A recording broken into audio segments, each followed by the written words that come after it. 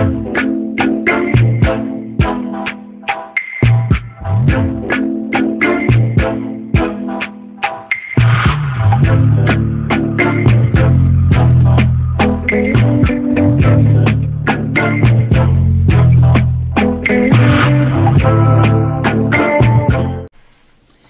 Messieurs, bonjour. Bienvenue sur Parlons de livres, notre plateforme destinée à promouvoir la lecture.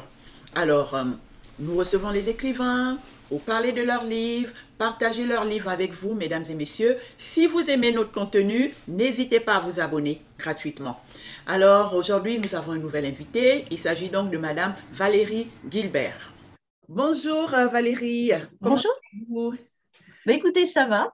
Ah, ça va. Alors, c'est un plaisir de vous avoir sur notre plateforme aujourd'hui. Nous allons parler de votre livre « Mémoire d'un ex-chat de gouttière ». Je vais vous demander de vous présenter alors. Qui est Madame Valérie Guilbert? Écoutez, Madame Valérie Guilbert est quelqu'un de tout à fait ordinaire. Je suis donc professeure de lettres classiques, donc en France, dans un lycée de Normandie, dans l'Eure, donc à Bernay plus exactement. Et donc, j'enseigne les langues anciennes et le français. Et puis, voilà, donc suite au confinement, j'ai décidé de me tourner vers une passion que j'avais déjà depuis longtemps, c'est-à-dire l'écriture, mais à laquelle je n'arrivais pas trop à m'adonner régulièrement parce qu'avec la vie, le rythme de la vie, et puis je dirais aussi le travail, on n'a pas toujours beaucoup le temps de se replonger dans d'autres types d'activités. Et c'est vrai que le confinement a eu au moins ce point positif, en tout cas pour moi. C'est-à-dire que je me suis dit à un moment donné, on va essayer de faire quelque chose de ce temps qui était entre guillemets disponible, qu'il a toujours été, mais qu'on gérait du coup différemment en fait. Alors, quand on voit ce titre, on n'imagine pas ce qu'il y a dedans. C'est le chat. Qu'est-ce qui se passe avec le chat? Le chat de gouttière. Alors, nous, on l'a lu et on a vraiment apprécié parce que c'est un bon sujet, quoi. Ça tombait à pic. Maintenant, pour les personnes qui nous regardent, qu'est-ce que vous leur dites? De quoi parlez-vous dans ce livre? Eh bien, ce livre va parler en fait, contrairement au titre, du premier confinement que nous avons connu, notamment en France et aussi dans le monde, donc en 2020, à partir du mois de mars. Et c'est vrai que le titre est assez trompeur parce que en fait, ça fait simplement référence à l'un des personnages. Il y en a 4 dans le livre, notamment donc un chat qui suit les événements d'un petit peu plus loin finalement, parce que lui, il voit, je dirais, un petit peu la tourmente tout autour de lui, mais il ne comprend pas très bien ce qui se passe. Et c'est assez intéressant parce que finalement, ça révèle un petit peu le décalage qu'il y avait finalement entre les êtres humains qui étaient tous quand même bouleversés par ce qui se passait, qui a été assez brutal et assez, quand même au départ, je dirais, assez traumatisant. Et puis le calme apparent de l'animal qui, lui, continue sa petite vie de tous les jours et au contraire, qui a plutôt tendance à y gagner dans la mesure où lui, il a tout le monde à domicile et il est finalement très heureux de la situation, on pourrait dire. Alors, j'ai mis aussi ex-chat de gouttière, puisqu'en fait, je me suis beaucoup inspirée notamment de mon propre animal, donc de mon chat qui s'appelle donc Moustache dans le roman, Réglisse dans la réalité, et qui donc est un ancien chat de gouttière que j'ai adopté. Donc voilà, ça fait un petit mix entre ces deux situations finalement. Super, super. En tout cas, on a vraiment apprécié. Alors, c'est bien réussi. Alors, ça suppose alors que c'est votre premier roman. C'est le premier roman. J'ai déjà écrit des petites choses, mais rien d'abouti et rien de publié non plus. Super, on a bien aimé. Et la couverture est super bien faite, hein. Alors ça, c'est avec l'éditeur. On a donc les éditions Maya donc, qui ont supervisé un petit peu le travail.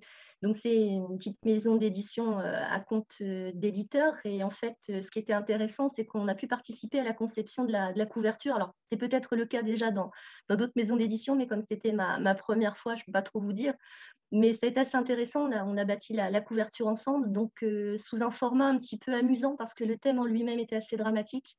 Donc voilà, ça relève un petit peu cette touche d'humour que le personnage de l'animal apporte au livre, parce que c'est vrai qu'on parle quand même de choses qui sont quand même relativement graves et pas forcément très gaies, c'est vrai.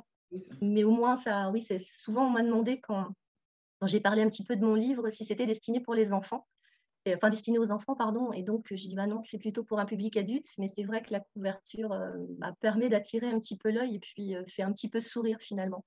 Tout à fait, tout à fait. Alors, on a donc Moustache C'est ici. ça. Et je me suis posé la question là, tout autour. Alors en fait, j'avais trouvé une image sur internet pour essayer de faire comprendre un petit peu le thème. En fait, donc ça représente la Terre, puisque je dirais le coronavirus a touché tout le monde finalement. Et en fait, l'image est un peu déformée, ça reproduit donc la silhouette, on va dire, du Covid-19 en fait. Oui, c'était ça mon idée, parce que je voyais le globe terrestre et Oui, puis, c'est ça. on voit la maladie. Voilà. Et donc le petit chat qui regarde de très loin et qui s'en amuse finalement quelque part. Tout à fait. Alors, pour revenir à votre récit, mais vraiment, il est, comme vous dites, le sujet est sérieux. C'est quand même une maladie qui a touché tout le monde. On sait ce que ça a apporté, Mm. confiné pendant presque 9 mois, je ne sais pas. Mais à travers ça, on voit, ça nous aide un petit peu, vous voyez, à sortir de ce côté dramatique parce que vous nous avez entraîné un peu dans une espèce de programme. Chacun de nous, étant confiné, on se demandait comment font les gens, comment font Oui, les gens c'est ça. pour sortir, comment supporter ce confinement. Et ben, à travers votre livre, vous nous donnez un exemple un peu de vie, comment les gens ont pu euh, euh, faire face à ça. Alors, le chat, comme tous les animaux, effectivement, voyait ça de loin. C'est vrai qu'il y a eu le changement vu que il y a eu ce déménagement, Rose qui s'est déplacée et partir et Moutard qui se disait où est-ce qu'on va, vous voyez. Et le personnage vraiment attendrissant que j'ai vraiment suis restée, c'est la mamie euh, Lucette. Lucette. Mm. C'est la mamie Lucette parce qu'on entendait parler des EHPAD, de tout ça. Voilà. Quand on n'a pas un parent, une mamie dans un EHPAD, on ne voyait pas trop ce que ça pouvait. Vous voyez quel genre de Oui, vie, comment exactement. il faisait. Et là, à travers ce récit, Mamie Lucette, on a pu voir un petit peu, ça nous a donné une idée en fait de comment elle faisait, enfin il, comment faisaient nos grands-parents pour rester confinés là-dedans et tous les jours, qu'est-ce qui se passait. Alors, Mamie Lucette, comme elle dit, c'est à travers les souvenirs. Elle passait ses journées quand même à revivre les souvenirs avec son Son conjoint. mari. Mm. Voilà, en entendant l'appel de sa fille et sa petite fille. Et elle m'a vraiment amusée, attachant, personnage attachant. Alors, tout ce qu'elle fait, les conversations Skype, qu'elle-même a appelé Skip, Oui, tout à fait. les conversations Skip. Je me suis beaucoup inspirée en fait de l'expérience de ma propre grand-mère parce qu'en fait, quand le confinement a commencé, elle était entrée en EHPAD quelques mois auparavant et donc je pense que si on prend tous les personnages, c'est quand même elle qui est, je dirais, la plus représentative d'une autobiographie en fait. Parce que c'est vrai que bon, elle a été confinée un petit peu avant les autres en EHPAD, en tout cas en France, ils ont été confinés facilement une quinzaine de jours auparavant. Et c'est vrai que c'était difficile de plus voir ces personnes qui déjà étaient dans un autre décor, dans un autre monde, qui avaient dû quitter leur maison parce qu'ils ne pouvaient plus rester finalement, qui plus est, elle venait de perdre son mari. Et donc, le confinement en plus, c'est vrai qu'on avait tous très peur qu'elle le vive mal. Et finalement, c'était amusant parce que c'était elle qui redonnait un petit peu de courage à tout le monde à chaque fois qu'on se voyait, soit par Skype ou qu'on s'appelait. Parce que évidemment, on ne pouvait plus du tout aller la voir, c'était interdit et ça a duré très longtemps. Et c'est vrai que toutes les situations qui sont décrites dans le livre, on va dire à 95% sont vraies. C'est-à-dire que ça a rappelé un petit peu le quotidien qui était le leur. Et puis aussi les efforts qu'a déployé le personnel de l'EHPAD en question, parce que ce n'était pas facile pour eux non plus. Et il fallait essayer de les faire continuer à vivre, continuer à espérer, eux qui voyaient plus grand monde, enfin, pour lesquels la vie a peut-être été encore plus bouleversée que pour les autres finalement. Parce que beaucoup vivent aussi de l'espoir de voir leurs proches, d'avoir une petite visite, etc. Et ça, c'était compliqué. Oui, tout à fait. Et alors, à un moment dans le livre, Rose parle à son meilleur ami qui est médecin dans un hôpital, qui décrit un petit peu la situation, les conditions de travail dans les hôpitaux. Alors, du coup, peut-on parler de l'agonie des hôpitaux publics par rapport à l'expérience? Alors, je dirais que ce personnage, donc le personnage de Nicolas, lui, il est inventé de toutes pièces. En fait, il cristallise un petit peu tout ce qu'on pouvait entendre à la télévision, et tout ce qu'on pouvait voir également, enfin, avec toutes les situations assez dramatiques et assez tragiques. Et donc, j'ai imaginé ce personnage et ce qu'il pouvait ressentir, parce qu'en même temps, on se sentait aussi très, très proche de ces personnels qui étaient vraiment, je dirais, de front, enfin, face à l'épidémie pour lesquels c'était pas facile. Et c'est vrai, quelquefois, quand on entendait aussi les comportements de certaines personnes qui respectaient pas toujours les contraintes, c'était dur aussi pour eux. Et donc, c'est vrai que je l'ai imaginé comme ça. Je pense qu'il est assez représentatif d'une situation pour les hôpitaux, déjà, enfin, dans notre pays qui était déjà pas facile avant et qui l'a été encore plus à ce moment-là. Et c'est vrai qu'on pâtissait quand même par rapport à ce qu'ils vivaient. Alors, Nicole, Nicole aussi, à sa manière, voilà, passait son temps. Alors, qu'est-ce qu'elle a fait? Elle livrait des recettes, recettes du parfait confiné. Qu'est-ce qu'elle a fait d'autre? Elle a fait un guide pratique du futur confiné. Alors, ce qui m'a amusé là-dedans, c'est le test du masque. C'est vraiment réel. On peut le tester avec une bougie, le masque. Alors, c'est ce qu'on nous avait dit à la télévision, hein. C'est vrai que moi, je me suis un petit peu documentée parce qu'on faisait que ça. En fait, on écoutait les informations la plupart du temps. Et le test de la bougie, oui, ça avait été plébiscité par pas mal de personnes. Donc, comme on manquait de masques, en tout cas chez nous, c'est vrai qu'on sortait pas beaucoup, mais pour faire quelques courses, éventuellement, aller chercher le pain, aller à la pharmacie, on essayait de se protéger du mieux qu'on pouvait. Et on nous avait expliqué que si on faisait des masques en tissu, pour être sûr que le virus ne passerait pas, entre guillemets, donc il fallait faire le test de la bougie. Donc, si on pouvait souffler sur la bougie à travers le masque et qu'elle ne s'éteignait pas, c'est que la couverture, la protection était maximale finalement. Donc, en fait, on s'est débrouillé un petit peu comme on pouvait au départ, puisqu'on n'avait pas de masque jetable finalement, ou très très peu au final. Donc, on s'est débrouillé comme on pouvait. Et c'est vrai que ça a été un test qu'on a testé pour voir. Mais évidemment, on avait très très chaud avec ce type de masque parce qu'au niveau des épaisseurs, on avait mis le paquet quand même. On n'était pas encore très, très à l'aise pour les fabriquer nous-mêmes, je pense. Et c'est vrai qu'on avait beaucoup ri avec cet épisode. Tout à fait. Alors, j'aimerais quand même lire un passage. C'est la page 73 où nous emmène Mamie Lucette. C'est que, alors, elle est donc en maison de retraite tous les jours. Elle vit de ses souvenirs avec son Raymond, hein, on va le dire. Et puis, elle pense à son petit déjeuner du matin, quand à l'époque, tous les dimanches, avec Raymond, ils achetaient leurs croissants, tout ça. Je vais lire ça parce que elle donne une bonne leçon à la fin. Ça vaut le coup de retenir ça. Elle dit alors, Raymond et moi, en achetions donc, des croissants quand nous faisons nos courses le vendredi après-midi à Super U. Nous les mangeons au petit déjeuner chaque week-end et je grondais mon mari parce qu'il faisait des mouillettes avec son croissant et que des gouttes de café tachaient son haut de pyjama. À chaque fois, je lui disais, tu ne peux pas faire attention et mettre une serviette quand même. Ce n'est pas toi qui fais la lessive. Et lui me répondait toujours, je ne fais jamais bien avec toi. C'était parti pour une petite engueulade qui nous occupait une bonne partie de la matinée, jusqu'à ce que nous signions la trêve pour savoir ce qu'on allait manger le midi. Elle dit, voilà, aujourd'hui, nos disputes me manquent. À Rose, qui nous reprochait de nous quereller tout le temps, je lui objectais qu'un couple qui ne se chamaillait pas, justement, c'était un couple qui ne s'aimait pas. C'est la mamie qui parle, hein?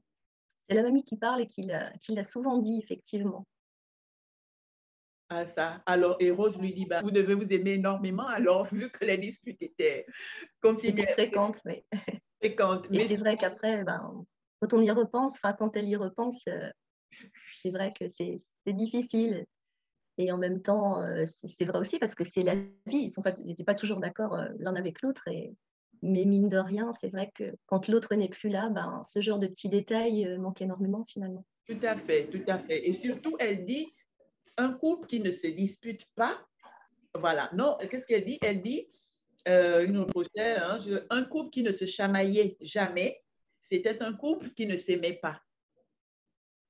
C'est touchant, hein, à sa façon, hein, la mamie. C'est touchant ce qu'elle dit. Et Ouais. oui, je me suis servi de choses qu'elle avait tendance à dire très souvent et qui ne sont pas si fausses que ça finalement. Tout à fait, parce que qui aime bien châtie bien, effectivement. Hein, D'une certaine façon, oui. c'est faux, au contraire. Au contraire, c'est vrai que c'est venant d'une mamie avec l'expérience qu'elle a, voilà, on devait retenir quoi. Vous voyez? Oui, tout à fait. C'est vrai qu'il y a plusieurs petites choses comme ça dans le livre voilà, qui rappellent, certains moments passés. Puis, aussi les petites choses importantes de la vie parce que bon, si on regarde un petit peu le 1er confinement, comme je l'ai dit à un moment donné, on a retenu ce qui était le plus dramatique, mais il y avait aussi quelquefois, enfin, ça dépend peut-être des personnes et dans quelle situation ils se trouvaient, bien évidemment. Mais il y avait aussi des petits moments, de «grâce» entre guillemets, des petits moments de bonheur parce que, quelque chose d'aussi bête que ça, bah, on a pris le temps de regarder, passer les saisons, regarder pousser les fleurs et cetera. Enfin, c'est des choses toutes bêtes finalement, mais qu'on n'a plus l'habitude de faire au quotidien parce qu'on est tout le temps occupé. Et c'est vrai qu'on a eu la chance, notamment en Normandie, d'avoir du beau temps pendant ce 1er confinement et souvent, bah, je faisais mon travail dehors sur une chaise avec mon ordinateur et bah, quand j'avais fini, je m'amusais bêtement à regarder le paysage, qui était pourtant un paysage urbain finalement, mais voilà, les fleurs qui poussaient, le paysage qui changeait et prendre finalement un petit peu le temps de regarder autour de soi et c'est quelque chose qu'on ne fait pas toujours et que je ne fais plus toujours non plus maintenant parce qu'on a repris une vie un peu plus normale finalement. Et c'est dommage, hein, mais ça m'avait marqué, un truc quelque chose d'aussi bête que ça. Oui, c'est vrai. Voilà. Alors, vous êtes enseignante. Oui. Il y a des passages, dans des passages, Rose expliquait un petit peu, elle était un petit peu dépassée par tout ce qui arrivait, et elle a corrigé des copies de bac, elle a passé le temps à corriger, puis finalement, voilà, on n'a pas tenu compte, je crois que ça a été annulé. Après cet épisode, non, pendant ce confinement, la méthode, le mode d'enseignement, c'était donc tout online. Alors, oui, enfin, si on peut dire, parce qu'en fait, nous, on a su que les écoles allaient être confinées, donc enfin, toutes les écoles, hein, du primaire au secondaire, même, le supérieur, donc à la mi-mars. Et du jour au lendemain, il a fallu s'organiser, dire au revoir aux élèves, essayer de se mettre d'accord entre nous sur ce qu'on allait faire, mais c'était inédit, on n'avait jamais pratiqué. Donc en fait, on ne pensait pas non plus que le confinement, le premier en tout cas, allait durer si longtemps que ça. Donc on s'était dit que c'était une solution provisoire et que donc on allait transmettre le travail aux élèves, par le biais du cahier de texte électronique, éventuellement pour les enseignants qui se sentaient, d'attaque, ben, essayer de faire ce qu'on appelle des visios, c'est-à-dire en essayant de faire court, mais par un écran interposé. Bon, moi, au départ, je ne l'ai pas du tout pratiqué parce que je ne m'y connaissais pas du tout. Les nouvelles technologies et moi, ça ne faisait pas deux, ça faisait trois facilement. Et donc, voilà, on se parlait plutôt par écran interposé, mais à travers la messagerie écrite, si vous voulez. Et en fait, on a travaillé comme ça. Ils m'envoyaient leurs travaux par messagerie. Je corrigeais, je leur renvoyais et on communiquait surtout par l'écrit.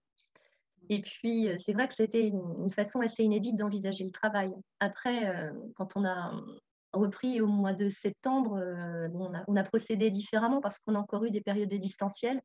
On avait un petit peu plus de recul et on a procédé un petit peu différemment quand même. Mais au départ, c'est vrai que j'ai quitté mes élèves à la mi-mars.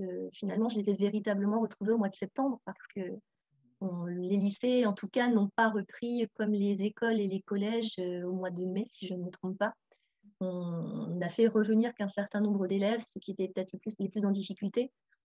Et puis les autres, on ne les a pas forcément revus. Et c'était assez particulier de devoir les faire travailler comme ça à distance jusqu'au mois de juin. On en a perdu certains, mais dans l'ensemble, ils ont quand même essayé de jouer le jeu et nous aussi. Et on a sauvé les meubles, on a fait ce qu'on a pu en fait. Donc c'était particulier en tout cas. Mais ça a permis de garder quand même un petit lien, aussi petit soit-il, et un semblant de cours et de normalité finalement. Beaucoup parlent de désastre pédagogique. Qu'en pensez-vous? Ça dépend peut-être, je dirais, des endroits. Si je prends le cas de mon lycée, désastre, peut-être pas quand même, mais c'est vrai que lorsqu'il a fallu reprendre après au mois de septembre, les élèves et les professeurs, hein, on était tous un petit peu démobilisés, on avait perdu le rythme, un rythme de travail en présentiel. Et finalement, ça a été peut-être un petit peu difficile de remettre les mécanismes en route, les mécanismes de travail, les mécanismes d'écoute. Donc oui, ça en a un petit peu pâti quand même. Maintenant, des désastres, pas quand même, j'irai pas jusque-là dans la mesure où l'année dernière, quand on a repris les cours, on a eu des périodes en distanciel, en présentiel, et puis on est quand même arrivé jusqu'au bout de l'année. Les examens ont quand même été maintenus et les élèves qui ont travaillé les ont réussi. Donc, il a bien fallu de toute façon s'adapter. Après, le désastre, peut-être que ça a été le cas dans certains établissements, dans certaines régions où c'était peut-être plus difficile d'enseigner, où il y avait des contraintes peut-être un peu plus compliquées. C'est possible, effectivement. Mais je pense que c'est peut-être à prendre au cas par cas. C'est sûr, c'est sûr. Et parlons de la pandémie en elle-même, partout dans le monde, hein. Il y a eu tellement de dire, de contradictions, de ceci, de cela, anxiété, panique, paranoïa. C'est d'ailleurs pas fini parce que maintenant les gens ils se méfient les uns les autres. Voilà, vous avez l'autre qui vient en face de vous tout de suite, plongez je ne sais pas combien de distance.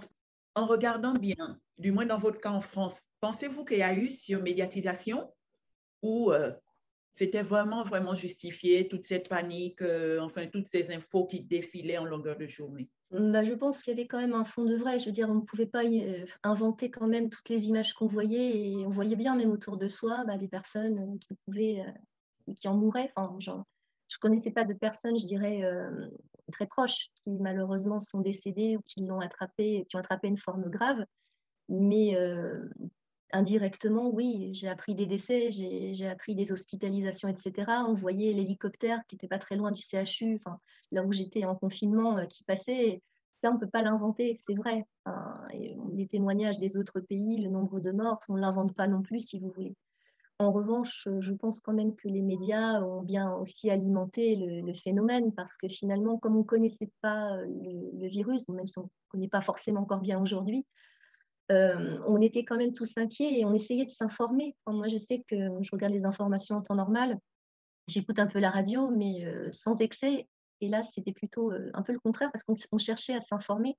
Et je pense qu'il y avait parfois un petit peu une surmédiatisation des choses pour créer de l'audimat un petit peu et peut-être favoriser inconsciemment la peur et la panique. Mais c'est vrai qu'on cherchait à s'informer, donc on écoutait. Et c'est vrai que toutes les chaînes s'y mettaient, il y avait des éditions spéciales, et je pense que ça a pu nourrir aussi un petit peu la peur, c'est certain. Mais c'est arrivé aussi tellement subitement que ben, la peur, on ne l'a pas inventée non plus. On ne savait pas trop de quoi demain serait fait finalement. Aujourd'hui, je ne dis pas qu'on n'en a plus peur, mais on a un certain recul quand même. On a une certaine expérience. Et maintenant, en un cas particulier qui va peut-être vous faire sourire, mais si on entend que quelqu'un a un cas contact ou bien a contracté la Covid, ça va peut-être plus être la même angoisse que celle qu'on avait avant. On sait très bien qu'en se protégeant, en s'isolant, en mettant un masque, en se lavant les mains, on va limiter quand même les problèmes. Je ne dis pas qu'on a une forme de sérénité aujourd'hui, mais on a un recul un petit peu plus salvateur quand même qu'il y a quelques temps, je pense en tout cas. Tout à fait.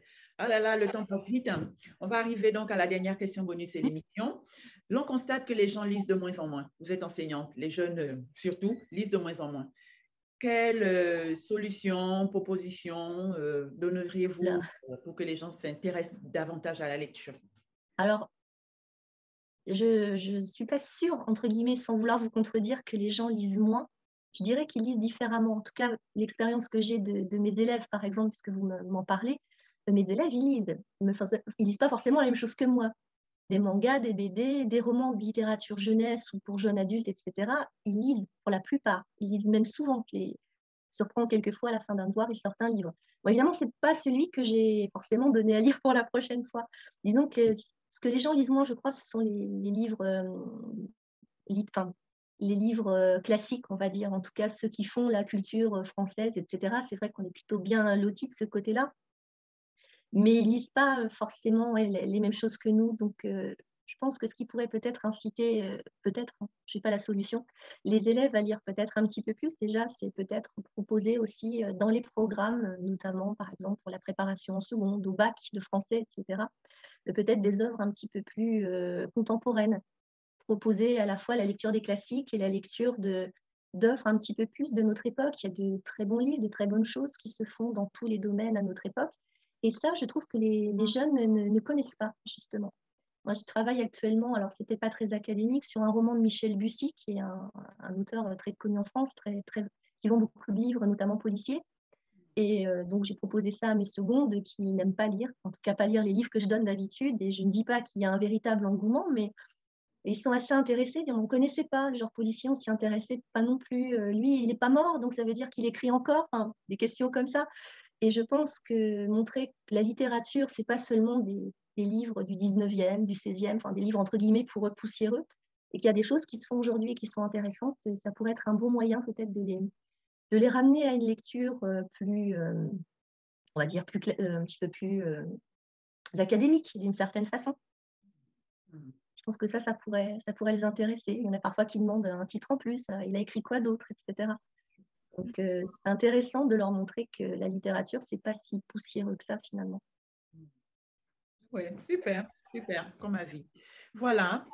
En tout cas, vraiment merci. Merci, mesdames. Merci à vous, c'est gentil.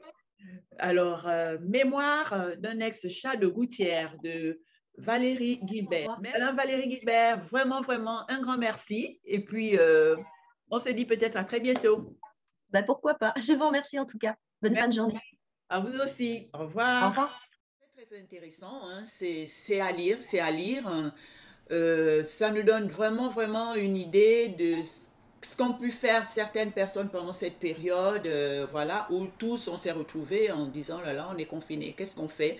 Mais comme elle le dit, Madame Guilbert, c'était aussi un moment pour nous poser un petit peu, pour apprécier des petites choses qu'on a, sur lesquelles on est vraiment passé à force de travailler, tout ça, mais cette période a aussi permis, voilà, de nous poser, voilà, prendre le temps sur soi, d'apprécier des petites choses tout autour de nous. Et ce n'était pas que du négatif, quoi. Voilà. C'est ça, c'est l'idée, oui. Alors, Mémoire d'un ex-chat de gouttière, mesdames et messieurs, vraiment un livre très, très, très intéressant. Nous vous le recommandons. N'hésitez pas, on le trouve sur Amazon. Et surtout, surtout, encouragez les auteurs. Parce qu'on passe quand même un agréable moment après avoir lu ces livres et les auteurs prennent le temps de les écrire, partager des choses avec nous. Laissez vos avis sur Amazon ou sur d'autres sites de vente. Il y a les éditions Maya aussi. Voilà.